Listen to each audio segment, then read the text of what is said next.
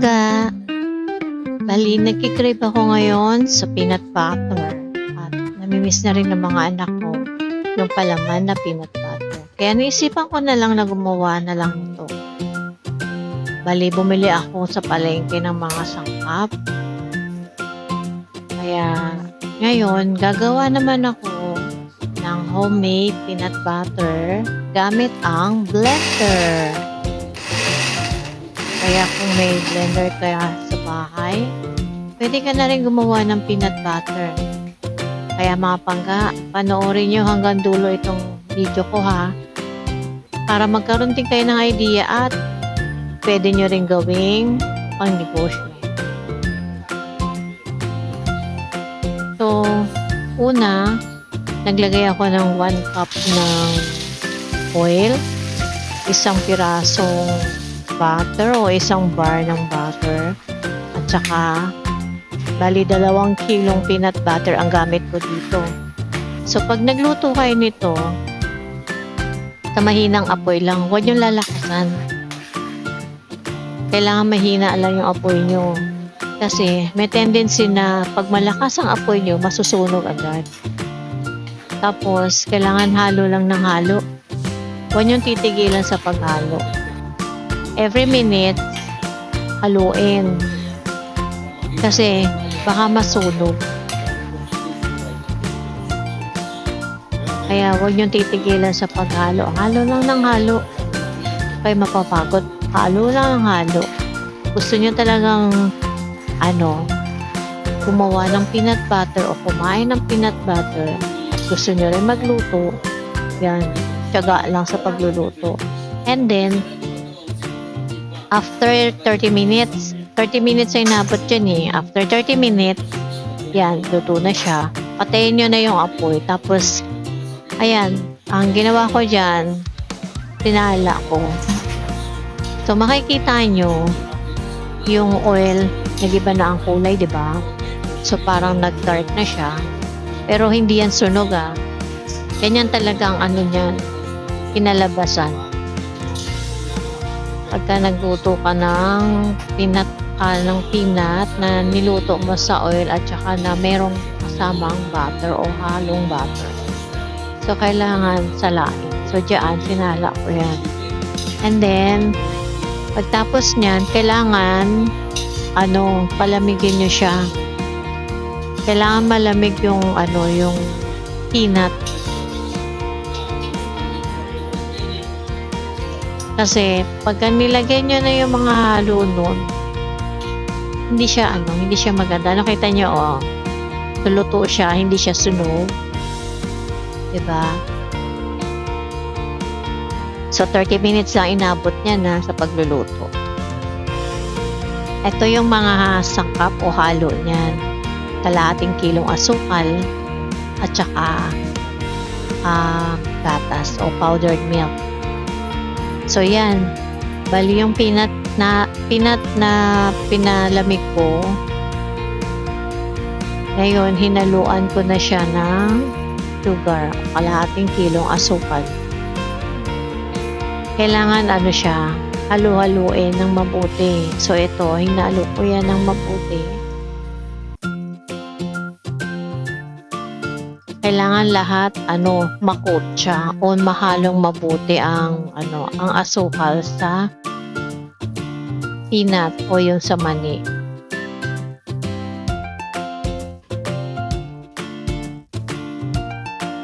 Kailangan halong-halo din siya. Then, saka ko naman ilalagay ang powder milk o yung gatas. So, ang nagamit ko dyan is 9 na piraso na pack. Bali, ito yung brand na ginamit ko. Nasa sa inyo kung anong gusto nyong brand na powdered milk. So, bali, ito yung ginamit ko. Masarap ang lasa niya na nilagyan ng ng gatas. Total naman, panggamit namin sa bahay lang at saka, syempre, gusto mong masarap yung lasa ng peanut butter mo, yan yung nilalagay. Pero nasa sa inyo din Yung iba, ang pagkakalam ko, hindi naglalagay din ng ano yun, ng gatas. Pero syempre, sa pangkonsumo namin, saka gusto ko na malasa, yan nilagyan ko siya ng gatas. And then, kailangan halo-halo niya mabuti yan para mag-ano yung gatas at saka asukal dun sa iyan. Tapos ngayon, natapos na mahalong mabuti, saka ko naman ngayon nilagay sa blender. So, ano siya, yung titik-titik lang o yung konti-konti lang pag-ihit sa blender kasi ano siya, yung lumalapot. Yung consistency niya lumalapot. So, kailangan dahan-dahan lang din. Hindi siya yung biglaan. Kahit biglain mo siya, talagang mahihirapan yung blender ninyo. Kaya nakita nyo dyan, inaalog ko din siya. Kasi dumidikit. Lumalapot na. Medyo lumalapot na yung consistency niya. Makikita nyo dyan na gigiling na siya. Kaya nahihirapan yung blender kasi lumalapot yung sa ilalim. Kaya nandun yung inaalog ko. Pero hindi ko hindi ko masyadong pinuwersa yung blender. So, ang ano ko lang is para lang maduro. Kaya ako ginamit yung dyan, blender. So, dinudurog muna yung medyo durog ng konti para hindi siya mahirapan. Pagtapos niyan, lahat ng nadurog na siya dyan sa blender. Saka ako naman gagamitin yung grinder. So, uubusin ko muna lahat na. Marami rin yung nagawa niyan. Alam niyo ba, pag nilagyan ng tapos sarap yung lasa niya. Kaya, tama lang din yung niya, yung tamis niya. So, sa mga gustong gumawa ng ganyan, na gusto niya is hindi masyadong matamis. Usually naman kasi yung iba gusto matamis, yung iba naman ayaw ng matamis. So, pwede niyo bawasan. Yung kasi sa akin, sa 2 kilo ng peanut, ginamit ko lang 1/2 kilo ng asukal. So, pwede niyo bawasan kung ayaw niyo ng matamis. Pwede niyo bawasan na sa inyo naman. So, yung ginamit ko dyan, ang lasa niya is tama lang. Hindi siya ganun katamis. Kasi pag masyado naman katamis, hindi rin magalit sa health, diba?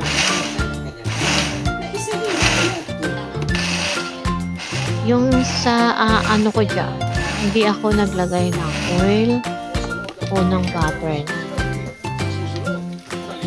Kasi bali, puro na lang siya. Ganyan. Kasi ang peanut is nagmamantika naman siya eh. So, makikita nyo dyan mabaya na hindi na kahit hindi mo lagyan ng oil, talaga magmamantika siya.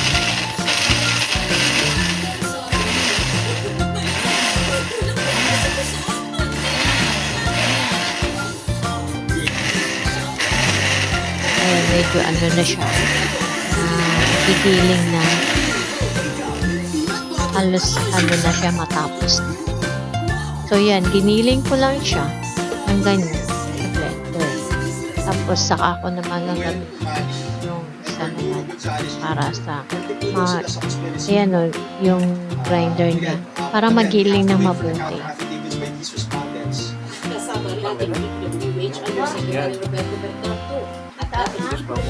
Pero kung ayaw nyo namang gumamit ng blender, kung talagang gusto nyo magtinda o mahirapan kayo na gumamit, pwede nyo naman ipagiling sa palengke.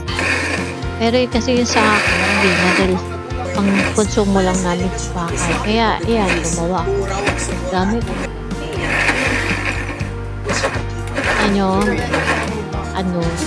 Lumalapit. So, nasa sa inyo din, pag gusto nyo malapit, yung sobrang lapit niya o yung nag-liquid na, Pwede rin naman na yung hindi masyadong malapot or yung hindi masyadong giling. Kasi bali, ang ginawa ko dyan, dalawang klase. Yung isa, yung sobra ang giling na liquid na yung texture niya o nagli-liquid o yung medyo basa ang texture. Meron naman isang klase naman is yung hindi masyadong nagiling o yung malapot. Kaya nasa sa inyo din kung anong texture o anong gusto nyo klase ng peanut butter. Kasi yun sa amin, dalawang klase yung ginawa. Mas gusto ko pa nga din yung meron pa ako nalalasahan na buo-buo. Mas masasarapan ako sa ganun.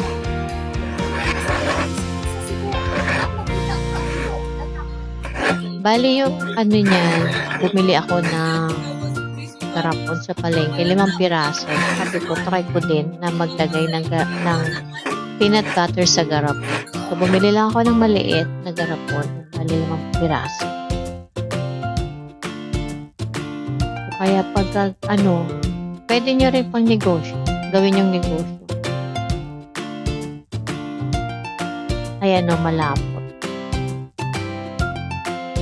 Kaya nasa sa inyo pag gusto nyo gumawa ng ng peanut butter, kung gusto nyo malapot o hindi masyadong malapot. Tapos matamis o hindi masyadong matamis. Kayo na bali ang mag-a-adjust na.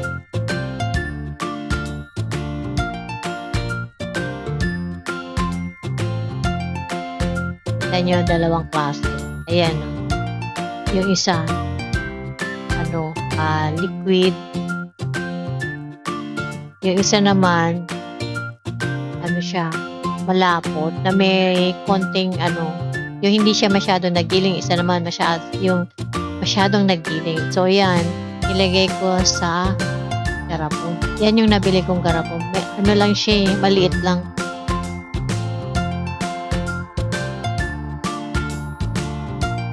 Pinalin ko siya dyan.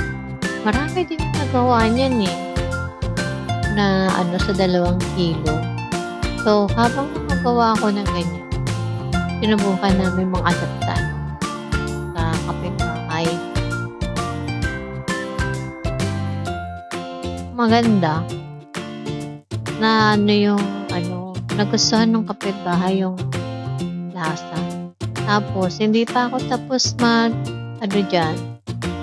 Nabenta na agad yung gawa ko, tapos may order pa. Yan yung kagandahan pagka yung sarili mong gawa. Tapos alam mo din yung lasa niya. O ito yung yung hindi masyadong nagiling na merong buo-buo. Yan yung gusto ko. Mas masarap pa nga pagka merong yung may buo talaga. Yung meron kang malalasahan na peanut tapos crunchy pa. Yan, bali 2 klase yung nagawa ko. Isa hindi masyadong nagiling. Isa naman yung giling na talaga. Ayan, makikita niyo naman yung sa texture o yung sa klase, yung itsura niya. Tapos nasa sa inyo din pag gusto nyong lagyan ng sticker.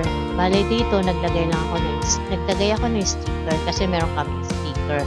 So pwede rin kayo pag gusto nyo pang negosyo, magpagawa kayo ng sticker para makilala din yung product ninyo o yung gawa ninyo.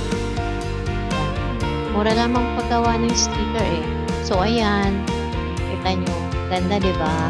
So nasa sa inyo din pag gusto nyo yung ganyan ang lagayan o gusto nyo mas maganda pa ang itsura, pwede naman nasa bote. Nasa inyo pag gusto nyo pang negosyo. Ayan lang.